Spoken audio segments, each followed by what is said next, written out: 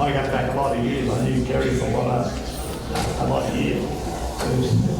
He was involved in our first Hall of Fame because he was a Boston historian, which he spent a lot of hours because I travel with him to Sydney and all that.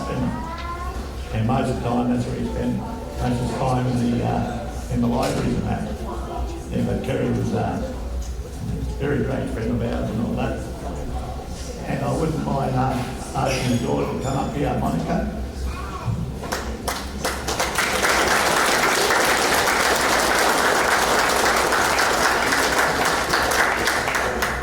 He'd like to say a couple of words about that.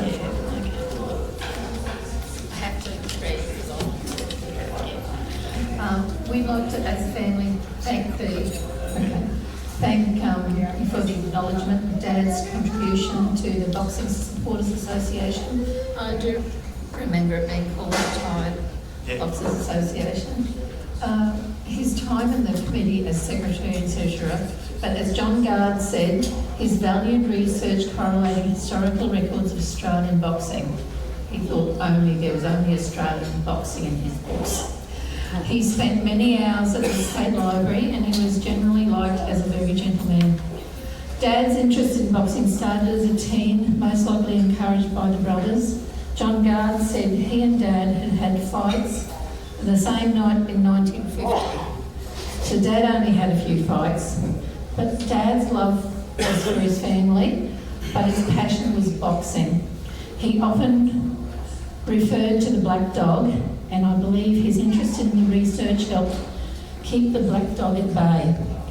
The mateship with the boxers and many trips away to Melbourne, Newcastle for the meetings, rubbing shoulders with the many retired boxers, Johnny Famish and Lionel Rose, Trevor King. Was he a boxer? Yeah, Trevor King. Oh, okay, so I'm not sure. Sorry. Yeah. And a young Tiger Singh. Yeah.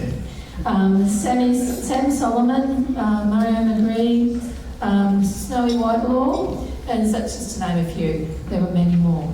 So I'd like to thank you for acknowledging him, and it kept him sane.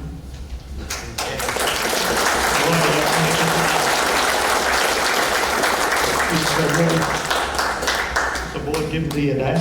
Yep, thank you. Okay, thank you.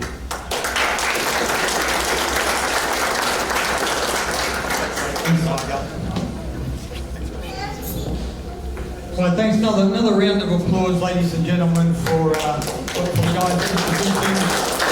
And also